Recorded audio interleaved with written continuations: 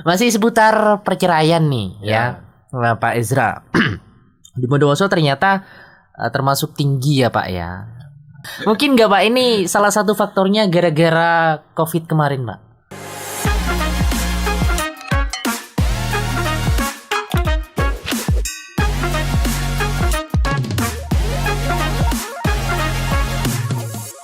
Selamat pagi pendengar Pratiwi dimanapun Anda berada. Kita jumpa lagi di program acara podcast Pratiwi. Tentunya untuk hari ini edisi 11 Maret 2023 spesial ya. Kita kedatangan tamu dari Pengadilan Negeri Bondowoso kelas 1B ya. Sebenarnya ini tetanggaan kita ya. Cuman di sebelah timur studio kita kira-kira 50 meter nggak sampai kayaknya ya. Oke, pagi hari ini bagi pendengar Pratiwi yang mau tanya-tanya seputar tema kita tentang angka perceraian yang ada di Bondowoso, Anda bisa langsung komentar di live IG Pratiwi boleh ya, atau di nomor WA Pratiwi juga boleh di 0838533 0-nya 5 kali. Oke, pagi ini kita sudah kedatangan seorang hakim ya. Ada Pak Ezra Sulaiman. Selamat pagi Pak Ezra. Selamat pagi Mas. Gimana kabarnya Pak? Ya sehat dingin sini. Sehat dingin ya Pak ya? Dingin ada sihnya. Iya, tadi katanya beliau masih muter-muter mau ke studio ini Pak. Iya, ternyata tetanggaan gitu ya. Tetanggaan kita Pak ya. Gak tahu Mas. Iya. Terima kasih Pak Ezra sudah hadir ya di Radio Pratiwi. Sebelum kita masuk ke tema tentang perceraian ya Pak ya. Ini mungkin profil dulu dari Pak Ezra Sulaiman. Kayaknya bukan asli Bondowoso nih Pak Ezra nih. Oke Mas, terima kasih ya. Oke. Pertama-tama saya sampaikan permohonan maaf dari Pak Ketua. Oke. Kemarin undangannya kan ke Pak Ketua. Jadi saya ditunjuk. Saya juga seorang hakim di Pengadilan Negeri Bondowoso. Jadi sebagai hakim juga saya ditunjuk sebagai juru bicara. Jubir ya Pak ya. Jadi ya untuk mewakili beliau ya harus kesini. Iya. Pak Ezra asli Bondowoso? Saya aslinya dari NTT. NTT ya, Kupang. dari Kupang ya. Dari nada bicaranya memang kayaknya beliau ini bukan orang Bondowoso. Iya, beda gitu ya logatnya. Logatnya beda ya. Logat rambutnya kelihatan. Jadi kan yang bilang ya bukan saya Pak ya. Ya. Udah berapa tahun Pak di Bondowoso Pak? Udah setahun 3 bulan. 1 tahun 3 bulan ya. Termasuk baru ya Pak ya, kalau 1 tahunan ya. Ya lumayan ya. Kan hakim 5 tahun pindah. Sebelum di Bondowoso di mana jenengan Pak? Saya udah beberapa kali pindah ya. Pertama tugas sebagai hakim di Flores di Ruteng. Di Flores ya. Di Flores di Ruteng, terus dipindahkan ke Keva Menanum. Di mana itu Pak? Masih. NTT. Masih seputar NTT ya. Enggak pernah dengar saya Pak. Kalau Flores tahu. Di Mempawah.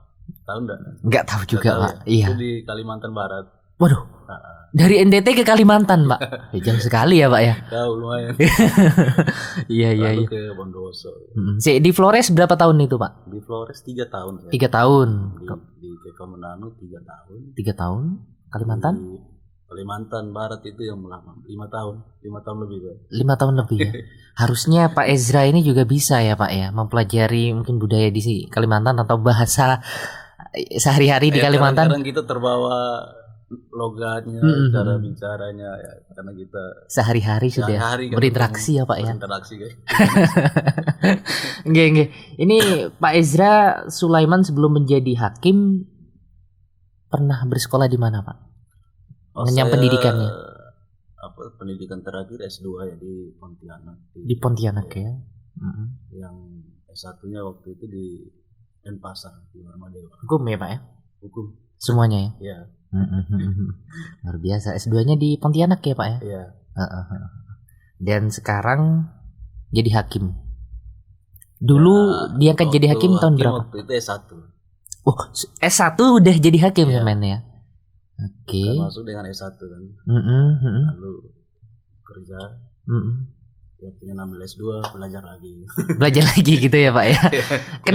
Kenapa Pak Ezra kok masih ngelanjutin S2?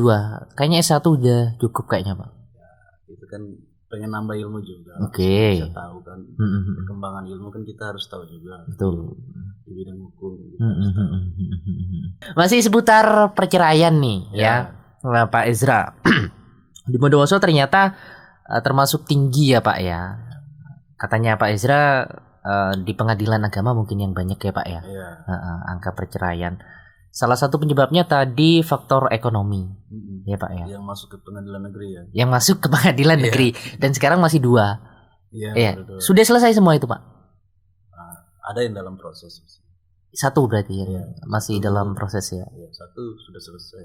Mungkin nggak Pak ini salah satu faktornya gara-gara COVID kemarin Pak? Kan masih menyangkut tentang ekonomi ini. Ya kalau saya lihat sih. Tapi yang di gugatan itu tidak ada alasan itu, hanya bilang nggak dinafkahi gitu.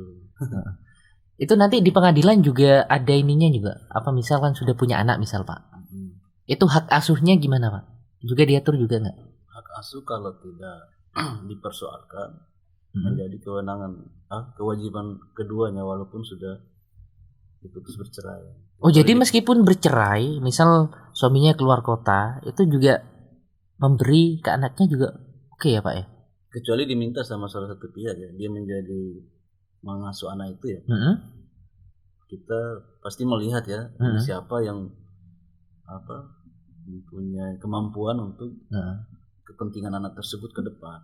Iya. Tapi kalau tidak dipersoalkan ya kita juga bisa memutus itu tetap menjadi di bawah asuhan para pihak tersebut, gugat dan tergugat sampai anak tersebut dewasa dan bisa memilih sendiri dia mau ikut bapak atau ikut ibu gitu ya.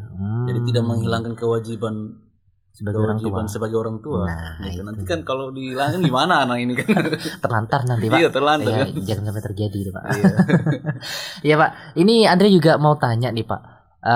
Kira-kira kalau orang misal mau ngirim atau mengajukan perceraian nih di pengadilan, itu apa langsung diadili atau masih ada apa ya Pak ya, kayak proses kekeluargaan gitu Pak? Ada. Jadi itu termasuk dalam proses hukum acara ya. Hukum acara persidangan, kewajiban dari hakim apabila ada gugatan masuk, itu dilakukan mediasi dulu, upaya perdamaian untuk kedua belah pihak itu. Sebenarnya itu kesempatan untuk memperbaiki itu. Tapi terkadang kan kita panggil ya untuk datang ke sidang pertama. Tapi salah satu pihak tuh nggak datang. Padahal udah dipanggil dikasih waktu lama lagi. Sebelum kalau perceraian kan paling lama 3 bulan ya panggilannya. Tapi tetap tidak datang. Tidak mau lanjut dengan persidangan pembuktian. Kalau dia datang kan pengadilan memberi kesempatan itu dilakukan mediasi, upaya perdamaian, bagaimana menyatukan mereka berdua kembali gitu. Jadi wasit ini pengadilan ini. Nanti kita tunjuk apa istilahnya mediator gitu Mas, yang sebagai penengah untuk mereka, bisa dari dalam pengadilan sendiri, bisa dari luar pengadilan yang udah bersertifikat mediator. Nah saat ini yang sudah dilalui Pak Ezra nih, kira-kira setelah dilakukan mediasi Pak, kebanyakan balik lagi atau mungkin lanjut ke ini Pak, proses selanjutnya karena mediasi nggak ada hasil mungkin? Kalau selama di sini saya belum pernah ya ditunjuk mediasi, tapi di tempat yang lama-lama yang dulu tempat tugas dulu, saya pernah memediasi juga. Ada juga perdamaian selesai gitu. Jadi kalau dia perdamaian itu bisa dibuatkan dalam istilah hukumnya itu akta fundading ya, istilah putusan perdamaian gitu. Jadi di situ kan dimuat kesepakatan mereka berdua ini apa gitu. Iya. Lalu itu kan putusan perdamaian namanya Mas. Ini sudah ada beberapa pertanyaan ya Pak ya. Sudah Andre rangkum juga. Tadi sebelum siaran sudah Andre sampaikan tamunya dari pengadilan gitu Pak. Jadi ada beberapa yang sudah tanya nih Pak. Iya. Nah. Ini ada yang tanya Pak. Pak Jaksa katanya. Ini dari Mbak Ita di Maesan juga Pak. Rumah saya ini Pak. Pak Jaksa, apakah secara hukum bolehkah salah satu pihak menghadirkan saksi dadakan ke dalam persidangan pidana? Saksi menghadirkan saksi secara dadakan ke dalam persidangan pidana, Pak. Boleh nggak? Oke, jadi saya koreksi dulu, saya bukan jaksa, saya hakim. Oke, salah ini berarti ya. Gimana katanya, Pak? Mungkin bisa bantu jawab ini. Itu sebagai apa, terdakwa. Kalau dia terdakwa, dia punya hak mengajukan saksi. Namanya saksi, istilah punya saksi ada charge. Saksi yang meringankan. Oke. Selain itu saksi yang selain itu saksi yang diajukan oleh penuntut umum. Jadi kalau dia bukan saksi dadakan sebenarnya istilahnya, saksi. Apa itu? Saksi yang meringankan. Saksi ada charge itu. Saksi yang meringankan si terdakwa ini kan dalam perkara pidana kan? Iya. Dalam perkara pidana. Nah, itu sudah dijawab ya. Ini Pak Hakim ya. Kemudian juga ada yang tanya nih, Mas Novel di daerah Koncer. Wah, deket Pak, Koncer sini Pak. Oh iya. Ini tanya, Pak Ezra, misal ada laporan nih Pak tentang kasus pemerkosaan anak di bawah umur, ya kan? Tetapi setelah di BAP bahwa dasar dari perbuatan itu adalah suka sama suka. Pertanyaannya, apakah si pria ini bisa dijatuhi hukuman karena status perempuannya masih di bawah umur? Misal umurnya masih umur 15 tahun. Iya, jadi kategori anak ya umurnya sebelum orang itu berumur 18 tahun. Kalau kasus seperti itu harusnya dipidana ya. Harusnya tetap dipidana ya Pak ya. Meskipun suka sama apalagi suka. Kan untuk anak kan ada undang-undang khusus. Perlindungan anak. Khusus perlindungan anak. Perlindungan anak ya. Jadi tetap dipidana Pak. Iya, harusnya. Kena pasal berapa biasanya Pak? Biasanya 81 ayat 2 undang-undang tentang perlindungan anak. Hukumannya berapa biasanya? Maksimal. Tinggi ya kalau anak. Jadi kalau istilah suka sama suka tuh gimana istilahnya? Ini masih anak loh, pelakunya dewasa kan? Gitu. Oke, mungkin bisa dikatakan dua orang ini masih pacaran mungkin gitu ya Pak ya, suka sama suka. Mungkin tapi sebenarnya tetap bisa dipidana karena udah mengatur itu di Undang-Undang Perlindungan Anak itu jelas itu. Berapa tahun penjara Pak? 15 tahun maksimal. 15 tahun penjara maksimal. Dendanya berapa Pak? Denda tinggi itu Mas, itu ada sampai 1 miliar ya. 1 miliar Pak? Iya. Kayak apa 1 miliar? Banyak ya.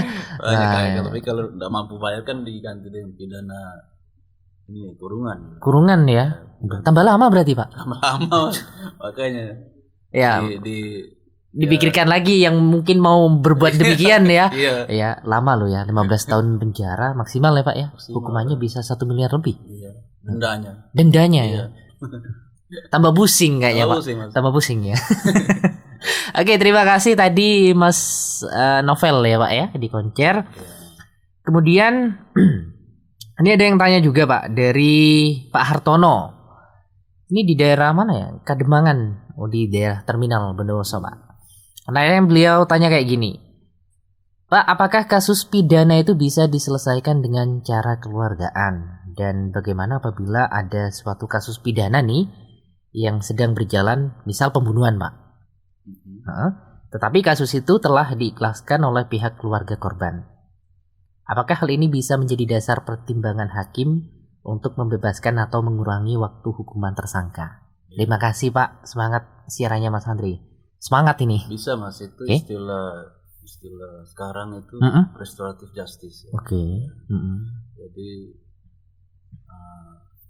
itu sebagai bahan pertimbangan hakim untuk menjatuhkan putusan yang lebih ringan dan tujuannya untuk pemulihan antara pelaku dan korban ini.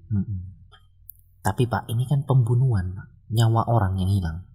Ya, tapi kan keluarga sudah ini sepakat tidak dipermasalahkan. Tujuan kan sebenarnya untuk pemulihan keseimbangan antara pelaku dan korban ini. Masa gak ada tindakan lain Pak ke pelaku ini? Mungkin harus ada laporan mungkin tiap ini ke kepolisian mungkin. Ya kalau itu kan dia nanyanya di tingkat pengadilan kan putusan hakim ya. Benar itu dijadikan pertimbangan sebagai pengurangan hukuman. Tapi kalau di tingkat kepolisian. Ini karena pembunuhan, tapi kalau di restoratif justice itu di pengadilan itu diatur, dan juga di kepolisian kejaksaan itu dia ancaman hukumannya itu di bawah 7 tahun, Mas. Di bawah 7 tahun. Iya. Jadi hukumannya dikurangi ya, Pak? Iya. Dikurangi. Kalau di pengadilannya. Kalau di pengadilan ya. Iya. Itu menjadi bahan pertimbangan hakim. Kan ada perdamaian ini kan antara korban dan pelaku. Tapi yang jadi dasarnya tetap dihukum orang ini. Iya. Tetap ya, Pak ya? Iya, tetap tapi hukumannya dikurangi. Iya. Ada kasus-kasus tertentu yang bisa langsung di restoratif justice gitu. Tapi itu mulai dari tingkat penyidikan maksudnya di tingkat kepolisian. Itu yang maksud tadi di bawah ancaman hukuman 7 tahun. Nah, itu ya. Kemudian juga ada yang tanya ini, Pak. Wah, ini pertanyaannya lebih keren ini kayaknya, Pak. Ini dari Pak Tono ya. Di mana ini? Kota Kulon katanya, Pak. Mas Andre, saya mau tanya sama Pak Ezra. Selain hakim, apakah bisa kejaksaan, kepolisian dalam kasus umum, Pak, dan KPK atau khusus perkara korupsi menetapkan saksi menjadi tersangka untuk diproses lebih lanjut? Menetapkan saksi menjadi tersangka. Atau untuk diproses lebih lanjut? Ya bisa saja kalau dari tingkat penyelidikan ternyata saksi itu dia terbukti ada ini. Bisa juga ya, Pak? Ada mendukung dia sebagai tersangka, ya kenapa tidak? Jadi itu kewenangan penyelidikan di kepolisian. Oke. Ini kayaknya anak muda yang tanya ini, Pak. Ini Mas Puguh di daerah Wonosari. Pak Ezra, ini saya mau tanya nih. Misal ada kasus duel atau perkelahian, Pak, 1 lawan 1, dan ini menyebabkan salah satu cedera atau terluka. Ini bisa dijerat hukum dengan pasal penganiayaan nggak, Pak? Bisa. Pasal 351. 351 ayat 1. Ada juga ya, Pak? Iya. Rata-rata kan gitu ini, Mas. Ini ada hukuman penjaranya juga. Jadi gini, kalau yang tidak bisa dihukum itu dia melakukan apa istilah hukum itu overmark atau daya paksa. Nah, itu tidak bisa dihukum. Contoh ya dia mau dirampok atau apa, dia udah tak bisa kemana-mana nih. Jadi dia melakukan perlawanan. Ternyata orang itu yang mau rampok dia itu yang jadi korban kan. Itu dia bisa dihukum, dia istilahnya kan daya paksa itu. Tapi kalau dia masih sempat, contoh saya nantang Pak N itu benar Pak bisa menghindar, tapi Pak juga nantang itu, kita berkelahi ya. Bisa apa yang hancur. Penganiayaan jadinya kan. Penganiayaan ya, Pak ya. Iya. Itu yang tadi 351 ancaman hukumannya berapa, Pak? 351 2 tahun 8 bulan. 2 tahun 8 bulan ya. Lama juga, Pak. Ya, ancaman maksimal kan, tapi kan maksimal hakim ya. dalam pemeriksaan kan bisa melihat ini gimana ya. Hakim bisa menjatuhkan putusan di bawah itu. Kalau misal masih di bawah umur, Pak, di bawah 18 tahun yang berkelahi. Kalau di bawah umur dia ancaman maksimal itu 1/2 dari ancaman maksimal untuk putusan hakim. Setengahnya. Paling tinggi. 1/2-nya, Pak. Iya, setengahnya. Setengahnya kan? Ya. Apa enggak dimediasi aja, Pak, kalau di bawah umur, Pak, atau dikasih pembinaan? Ya, di bawah umur kategorinya juga ada. Kalau dia di bawah 14 tahun, itu dikasih tindakan, ya dikembalikan kepada orang tua, atau di bawah 7 tahun gitu. Kalau dia udah 40 tahun di atas, dia bisa dipidana juga. Undang-undang perlindungan anak udah ada diatur seperti. Sudah ada ya, Pak? Ya, kualifikasi di bawah umur kan kalau dia terkait anak yang berhadapan dengan hukum istilahnya. Dia bukan sebagai terdakwa ya. Istilahnya bukan terdakwa, dia beda sama orang dewasa. Istilah dia itu anak yang berhadapan dengan anak yang berkonflik dengan hukum. Oke, itu beberapa pertanyaan sudah kita bacakan ya, Pak ya. Nah, mungkin Andre mau tanya sendiri nih, Pak. Dulu itu sempat viral nih, Pak ya, ada kayak begal gitu. Misal saya dibegal nih di jalan dan saya melakukan perlawanan dan begal itu kalah sama saya, Pak. Bisa dikatakan begalnya udah meninggal gitu Pak, karena saya membela diri. Iya. Nah, itu saya kena pidana juga Pak. Nah itu yang tadi saya jelaskan. Ini yang nanti kita buktikan itu membela dirinya itu terpaksa atau gimana. Kalau sempat kayak Pak Andre tadi masih bisa kabur, ya, bisa menghindar dari kejadian itu, sebenarnya itu bukan istilah daya paksa sebenarnya. Contoh kayak Pak Andre udah tersudut nih di ruangan mungkin di ruangan, ditutup, tutup lah.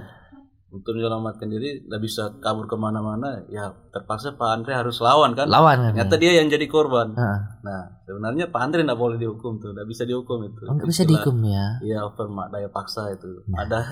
Ini saya baru tahu ini Pak, ilmu baru ini Pak. Oh gitu.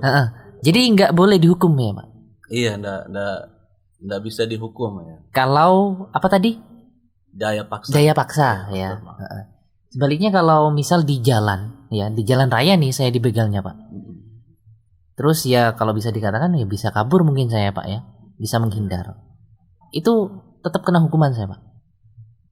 Dan begalnya itu matilah gitu, meninggal. Yang kasus di mana dulu di Jawa mana kemarin?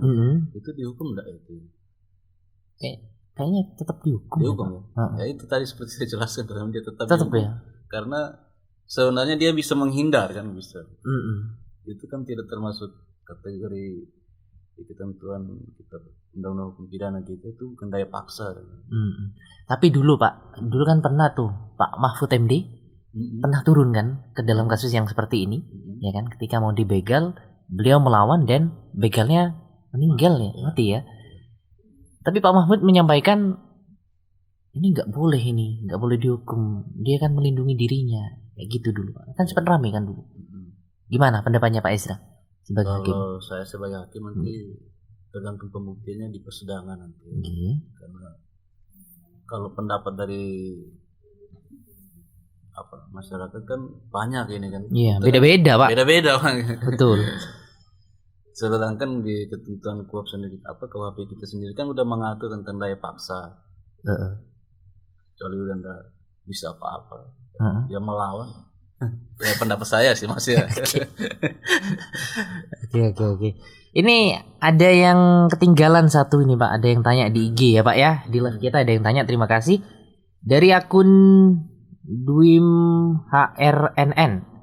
Apa benar Kak kalau perceraian di Bondowoso kebanyakan diajukan oleh pihak istri Pak? Pengadilan agama lagi aslinya. Kebanyakan agama. Kalau mau lihat banyak atau tidaknya sebenarnya karena kita mayoritas muslim di sini harusnya PA. Ya. Kalau kita yang di pengadilan negeri ini enggak juga, ada juga yang laki-laki, ada juga yang perempuan yang mengajukan. Ini kan ada 2 sekarang tahun ini kan. Itu cowok semua atau cewek semua yang melaporkan? Kemarin tuh ada cowok, ada cewek. Berarti adil ya Pak. Adil, imbang ya. Iya. Nah itu ya Mbak, siapa ini, Dwim HRNN ya. Terima kasih sudah berkomentar di IG Pratiwi. Sudah dijelaskan juga oleh Pak Ezra. Mungkin ini Pak, kegiatan apa yang dilakukan oleh pengadilan saat ini Pak? Pengadilan saat ini ya itu selain program untuk WBK, tetapi itu kita agenda tiap tahun ya Pak ya. Katanya kegiatan biasa. Kita melakukan persidangan lah kebiasaan. Ini yang mau Andre tanyakan juga nih sama Pak Ezra. Ini kasus apa saja Pak yang sudah diadili jenengan Pak selama di Bondowoso, selama di pengadilan Bondowoso? Di pengadilan sekarang banyak ya di sini kasus-kasus umum. Terkait undang-undang kesehatan, yang paling banyak rata-rata kayak gitu. Terkait narkotika juga ada juga. Sampai kemarin yang adilnya? Ya, rata-rata hampir semua hakim di sini mengadili itu. Enggak yang ditangani jenengan maksudnya? Ya itu juga ada. Termasuk ya? Termasuk pembunuhan. Pembunuhan Pak? Iya.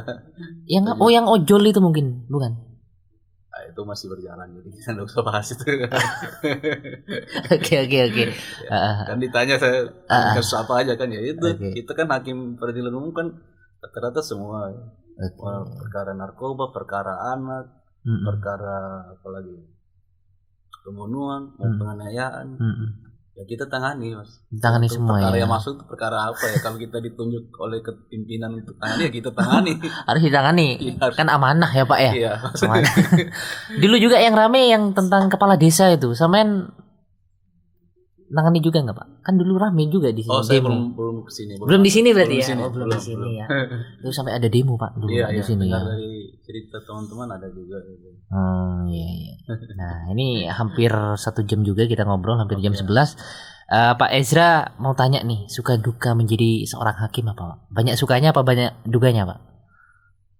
Ya suka duka pasti ada ya mas ya.